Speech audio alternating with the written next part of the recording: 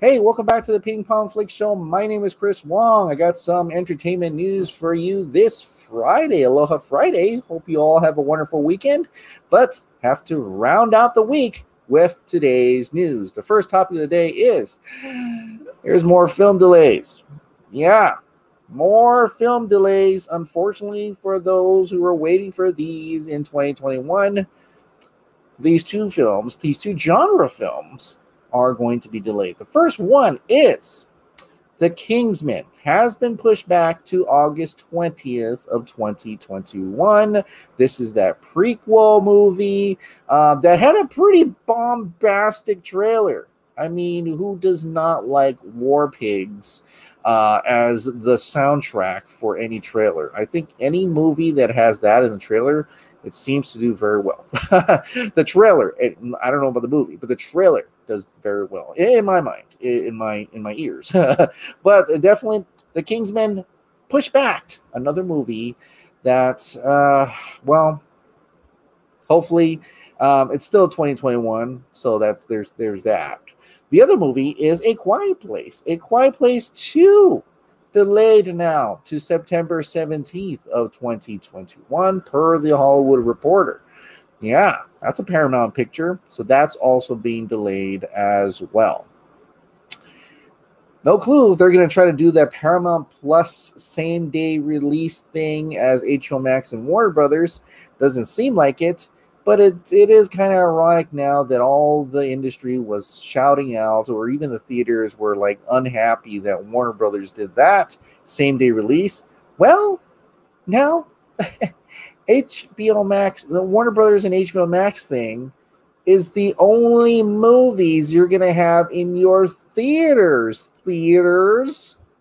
So it's almost like Jason Kyler is kind of the hero right now. Yeah. And I know there's rumors, but I don't want to cover it because it didn't actually come out in a report that Christopher Nolan's going to walk from Warner Brothers. Let's see what happens. Let's see where he goes next. But definitely this year is not looking so great for movies that don't have any streaming platforms to put their movies out. We have yet to hear what Disney is going to do with some of their Marvel movies, especially Black Widow. So as soon as I find out, I'll let you know. All right. There is a movie that's coming out this March, in fact, and that is Godzilla versus Kong. They're constantly teasing now. Like there's tidbits, like little teasers almost every day now, maybe 2 or 3. And there was one that I didn't get to show you. And there's another one that is not in high definition, so I didn't want to put that out. This one Legendary put out. It's a really short clip showing some little girl with her, finger up. They're gonna do that whole ET thing with the finger and connecting there. But yeah, it does. You just see the size of him. This really does go to show the size of Kong now. Look, that's the human right there somewhere. I can't even see him. I think she's right there. But yeah, definitely different size before. I think someone had a picture where when he was in the Kong Skull Island, Tom Hiddleston was right here and Brie Larson was right here, but they were like about the size of maybe his mouth or something. And now, like, that little human is right there. That's it. Very small. So definitely Kong is a lot bigger, as you already know. And again, another reminder that the trailer is this Sunday. Now, the other teaser that I don't have up because it's very low resolution.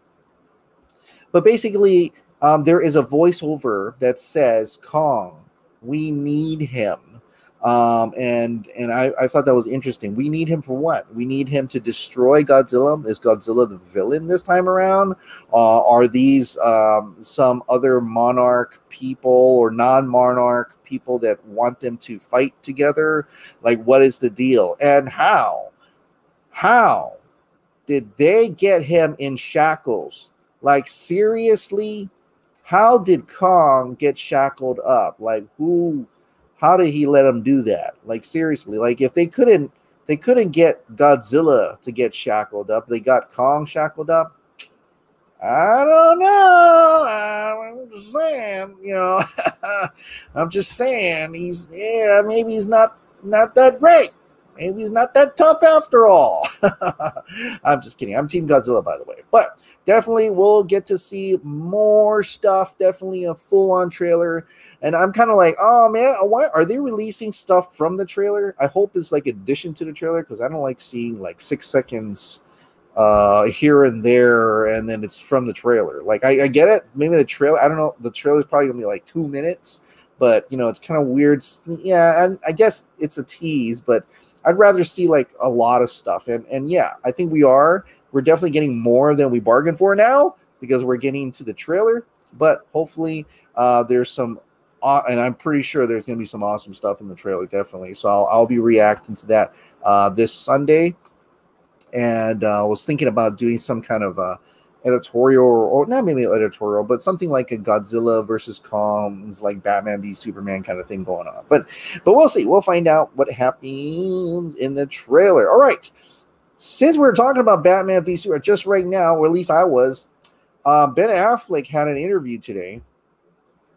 Well, not today. Well, it was released today, and this was on playlist. He actually talked. He actually spoke with Sacha Baron Cohen as part of Variety's Actors on Actors series, where actors talk to each other about stuff. And there was something in here that people were talking about today.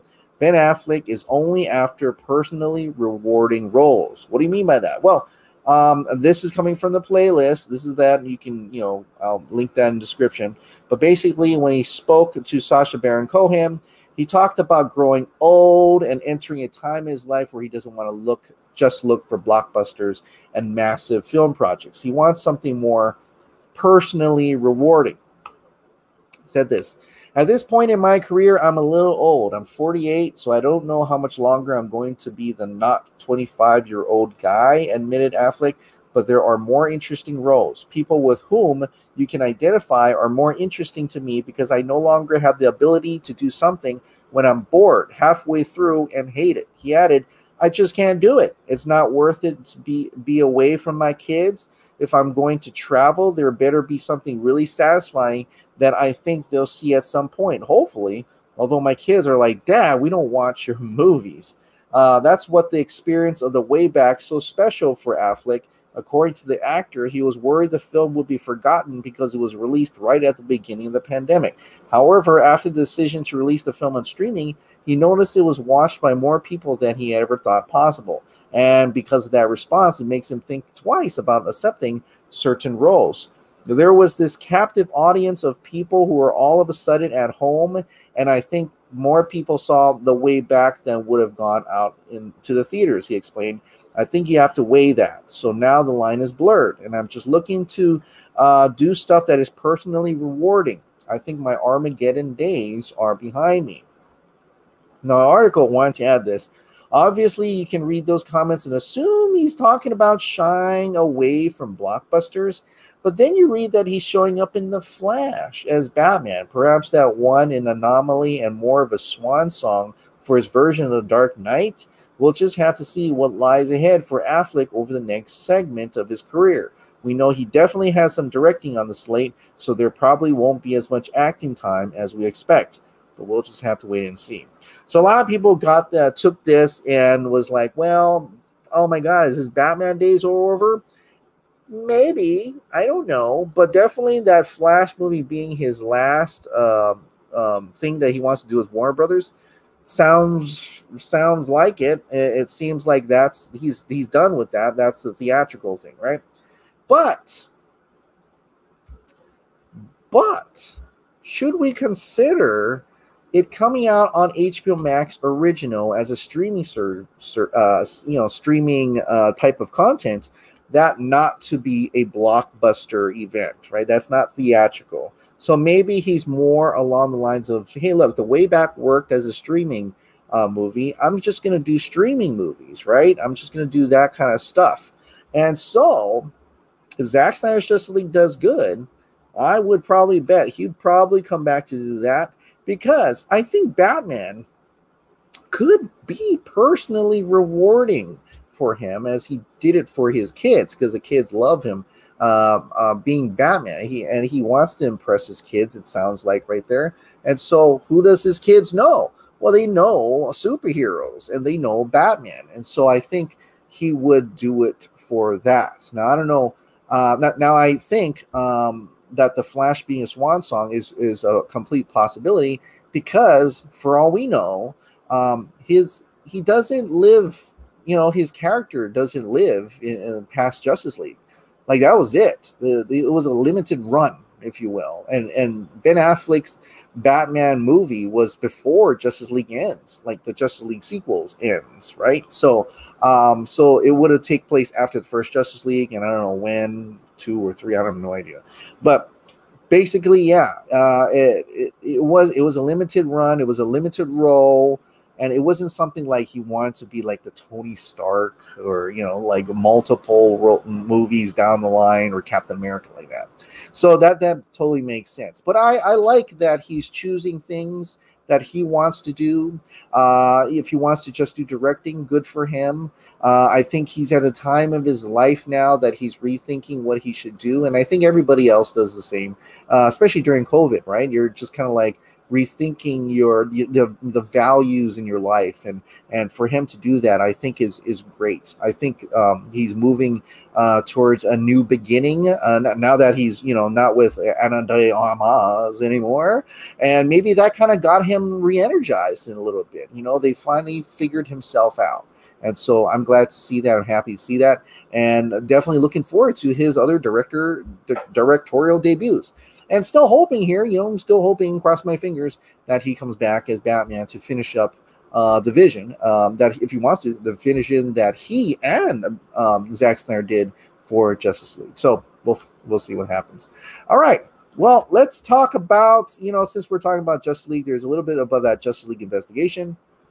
Ray tweets out a little bit something about Walter Hamada here. He tweeted this simple little statement here. Walter Hamada still owes an apology to those who participated in the Justice League investigation. Accountability over entertainment. So, oh yeah, that's interesting. So it sounds like there are things behind the behind the scenes. I think maybe he talked to a bunch of the participants, asking if he even apologized or anything. And I guess Walter Hamada didn't. Now, he did emphasize that Walter Hamada wasn't part of the Justice League reshoots, but he was, according to Ray Fisher, he was trying to involve himself in the Justice League investigation itself. And also saying things like, trying to stop Zack Snyder's Justice League from continuing on to having sequels. So he's trying to prevent that. He's trying to do something there. And definitely Ray Fisher, once again, calling Walter Hamada out, that he should apologize. So I'm wondering what happens with that. Did Walter Hamada apologize behind the scenes to Ray Fisher? And then he's in kind of like in behind the scenes, there's an ongoing thing where he's like, you know what, you shouldn't apologize to the rest of all the 80 participants. Over 80 people participated in Justice League investigation, that they should be apologized to as well. So I'm wondering what's the deal with that. I don't know if we'll hear any more of this. We'll find out hopefully soon enough. All right. Now, Ray Fisher also talked about something else as well. He promises big Snyder Cut hype is coming. I'm going to play you this little short clip. Thanks to the Snyderverse for putting this out on Twitter. We're going to start getting knee deep into the Snyder Cut hype of things. I hope you guys will all join in the. I hope you guys will all join in the shameless promotion and just rabid outpouring of support for Zack Snyder's Justice League. It is a movie that a lot of folks did not desire to be released, and I think the best way to address that is by showing as much support for it as we possibly can. And so that was Ray Fisher pretty much saying that there's going to be some big marketing push coming soon. And so we should chime in. We should get involved with it, which we definitely will. I mean, come on. So we're definitely going to do that. But also, he even mentioned that because there's some people that didn't want this to come out. Toby Walter Hamada didn't want it to come out, amongst other individuals. But now that it's coming out, we're going to need to support it, because the only way to address those individuals that don't want it to continue, they want it to be a one and done. They want it to lead to nowhere. To address that, we're going to have to promote the living F out of Zack Snyder's Justice League. And we're going to have to watch the living F out of Zack Snyder's Justice League. You got me? You get me? Because we're going to have to do this. We're going to have to take it all the way. The first thing they did for us was release it. The second thing they did for us was let us watch it. The third thing we're going to have to do for them is actually watch it over and over and over and over and over again. And we're going to campaign the heck out of that until they announce Justice League 2 and 3. You got me? You feel me? Because I'm feeling it right now, and I can't wait to watch Zack Snyder's Justice League. All 4 hours of it. Yes. But that is Zack Snyder's Justice League. That's the Snyder Cut. There's actually a little bit of information today involving the Ayer cut. Not too much, but at least we get Joe Kinnaman's view about that today. So this is actually came out a few days, yesterday, I think. And it's thanks to Uber Kryptonium, Well, from the playlist, Joe Kinnaman talks about David Ayer's cut, Suicide Squad, and also James Gunn, The Suicide Squad. So I'm just going to pull out these two little information for you. He said this: "You always want to see the filmmaker's cut, said Joe Kinnaman. It's always a shame when the filmmaker's vision doesn't make it to the cinema. Of course, there's always going to be compromise. I find it's the bigger the budget, the bigger the compromise. Usually that's the case." He added, "I'm sure Ayer's cut would be much more interesting. David's take on the Joker was really interesting, and that didn't really come out in the movie that we saw." So, unfortunately for that. He also went to add, when he switched to talking about James Gunn's new vision for the Suicide Squad, it's clear that Kinnaman doesn't believe that Warner Brothers will want to change much of anything before August. With James Gunn, it's a whole new universe. It's a completely different thing. We kind of all just started with a blank slate. It doesn't feel like we're doing a sequel in any way. It's a strange kind of middle ground of reboot. Something in between there. I don't think James Gunn had to compromise one iota of his vision. He really got to do exactly what he wanted. It's definitely going to be the biggest budget R-rated movie that's ever been made. And it's heavily R-rated and super silly. It's really like childish humor. And it also finds these profound moments where you get really emotionally moved. And then it's super violent. And then it's really silly again. Every character is just so ridiculous. So, I mean, that does sound like a James Gunn's The Suicide Squad. But yeah, definitely that was it. It's sounding more like a reboot, a retelling of these characters once again. I'm going to be very curious if they even recognize each other. It almost sounds like imagine in the movie Harley Quinn doesn't recognize Rick Flag, and this they're meeting for the first time once again. Once you see that, then you'll know that, oh, wait a minute, this is not really the same universe, or what?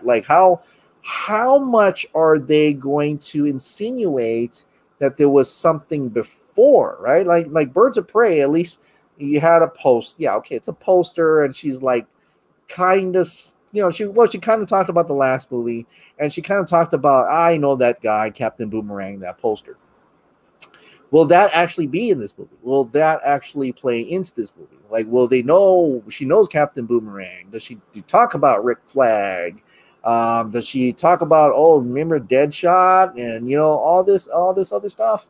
So I'm really curious about that, and I'm sure you all are as well. But definitely It sounds more like a reboot more than anything. It's a strange kind of middle ground of a reboot. That's what he said. And I wonder if that will work out indeed. And I wonder how successful this one is. Yeah, it's hard to tell now because of COVID. And that's kind of it kind of sucks because I really wanted to know, like, would this Suicide Squad make up as much as the last Suicide Squad, right? Like that was almost 800 million without China. That's huge. That's a big box office numbers. And unfortunately, we won't know now with COVID. It will probably be very low because it's going out to streaming. But I'm really curious the reaction to this as well. So there's that. All right. Well, now it's time for the Ping Pong Flix members' comments and questions. Like I said, if you want your comment or question to be read on the next show, please join as a member down today. Then put down a comment or question down below, and I'll go ahead and answer it. All right. So the first comment today is from Frank Dombrowski. Good day. Good day, mate. Chris, really looking forward to your review on the Lois and Clark 90-minute series coming up in February. The actress who plays Lois Lane, I've seen her in a few projects. She's a fine actress. Trailers, as you know, Chris, are the hooks that get us to invest our precious time into a series or motion picture. Extremely looking forward to Godzilla vs. Kong. Tomorrow being Saturday, myself and a good friend are going to see Wonder Woman 1984 on the silver screen at the local AMC Classic Theater in our area. Oh, wow. The way it was meant to be seen. You're the benchmark for trust, content, and respectability. Keep up the superb work, my brother. Happy birthday. That's right. It is my birthday. Stay gritty, healthy, outbreak-free, and always, yes. Thank you so much. I appreciate, Frank. Have a nice time watching Wonder Woman 1984 in the theaters. And look out for that trailer this Sunday for Godzilla vs. Kong. Royal Wakefield, happy birthday, sir. Well, thank you so much, Royal Wakefield. Thank you. Appreciate it. Geek Haven Jan 86, happy birthday, Chris. Thank you so much. So Superman Lois looks promising. The CW has lost my interest over the years with all the forced politically correct statements, with Supergirl being the worst of it. I'm really hoping and praying this will actually be a Superman show and not a political statement posing as a Superman show. Can we expect a reaction vid for the GVK trailer? Yes. I know you're not into DC right now, understandably so, but any chance you would consider doing at least one more editorial, possibly for the Schumacher cut? Interesting. One final question. Do you think there's any chance of continuity between Dawn of the Dead and Army of the Dead? I think Zach said no. That's my favorite zombie movie of all time, and I think it would be awesome if we got some surprise return characters. I think Zach said no about that connectivity. It's a new world that he's building. So yeah. Harbold and Eric Blake. Can Eric Kong may win or not, but the question is, how will Mothra be involved? In all seriousness, if Godzilla is not analogous to Superman and Kong to Batman, Mothra could arguably have the lowest role in stepping in to end the fight. Nah, she's like Wonder Woman, man. The presence of General Sam Lane in the Superman and Lois series is interesting, and actually brings up for me my thoughts on Sam's absence in the Snyderverse DCU. I've long thought that Lois noticeably fighting tears in Man of Steel upon hearing Clark's account of what happened to his father, Jonathan, kind of indicates that Lois knows exactly how it feels to lose a dad. It certainly links to her connections with the military in the film. Yeah, I think I don't think she's alive. Yeah, I mean, I don't think the general's alive. You're right. With her noticeable connect with Swanwick, a.k.a. John Jones, of course, I can only imagine Sam and Cal John served together in Nam. Perhaps Sam learned Cal's secret and kept it. As such, Swanwick Johns feels a bond with Lois, even if she doesn't fully realize it, which is why he gives her vital info in BVS, and of course, poses as Martha to reach out to her in JL. There are always possibilities. You know, that almost sounds like when in Supergirl series, that I forgot his name already. The John Jones in that world was human, and he was, promised the father that he'll take care of the two daughters, which is, Supergirl and her sister. See, I haven't watched it in a long time, or I totally forgot the names. But it sounds kind of like what you're talking there. Of course, this is all fan fiction, so I'm not sure, but definitely that would be kind of cool to be revealed a little bit more about General Lane. Sean Gates, happy birthday, Chris. Well, thank you very much. I started writing this almost a week ago, and a comment you read in this video echoed my thoughts. Oh, it's kind of long, but it's my birthday, so I'll read it. I've long believed that the biggest problem Warner's has is not fostering a relationship with the fans. If you look at what Kevin Feige does, he's very good at making Marvel fans believe he cares. I'm not even making a judgment as to whether or not he actually cares, but the fan feels like he does. Marvel announces things and then makes those things. And while they almost certainly course correct along the way, they get what they say they're going. That's true. But for sure, one of the problems Warner has with DC mythos is the characters have been around way longer than Marvel and have been reimagined many different ways. There's also much more familiar to casual fans, so everybody has their own favorite version, and casual fans have an idea of the characters based on the one version they know. The films have to appeal enough to the audience to make, I can't even say that, Belcoup, Bank, and Warners have never been proactive enough about priming the normies. Instead, they're constantly struggling to decide between pleasing the normies and pleasing the nerds. And it's us nerds that keep getting thrown under the bus. Now, I admit, I often feel like Disney buys up things I love and then whores them out. Marvel and Star Wars have spent a number of years now on street corners, leaning in the windows of normies and fancy cars, if you get what I'm saying. That rat in the short pants is a dirty pimp. So I understand people who don't support the movement being nervous about studio listening too much to the fans, lest the DC characters get turned out too.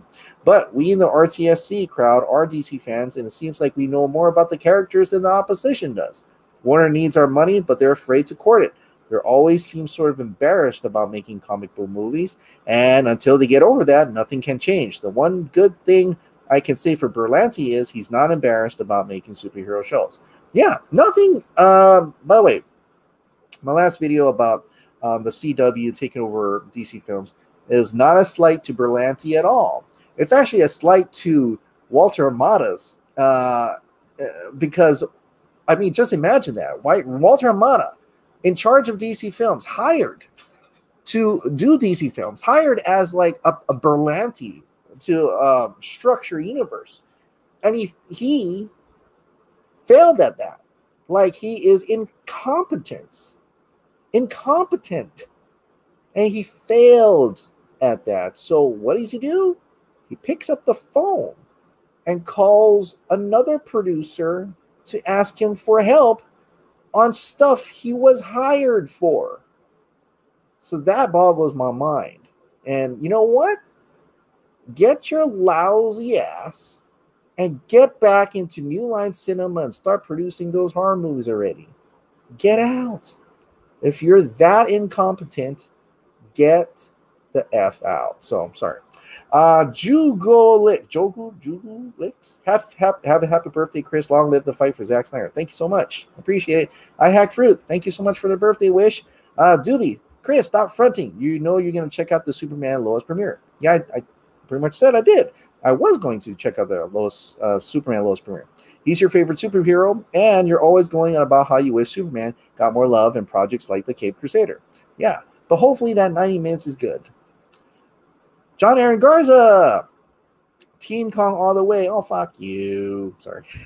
He built the axe just like Batman built the spear. You know, that's kind of cool. You know, I could imagine when this movie comes out, like, you'd be the one to do the, like, Batman versus Superman video analogy between Godzilla versus Kong or something like that.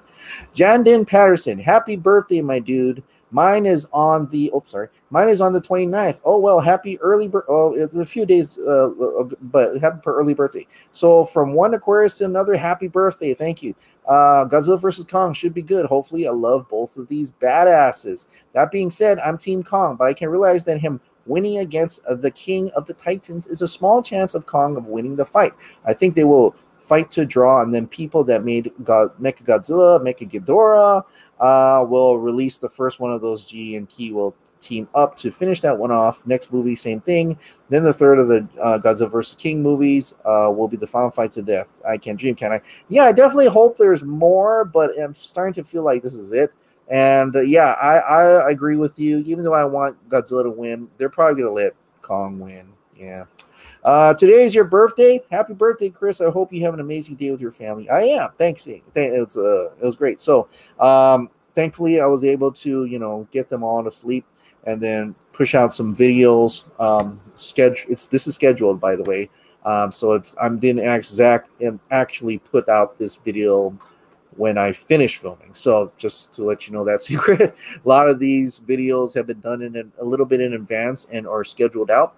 So by the time you've seen this, you probably already saw I did a review of WandaVision episode 3. And then this one should be out sometime after that went out. I don't know when, but definitely it's looking good.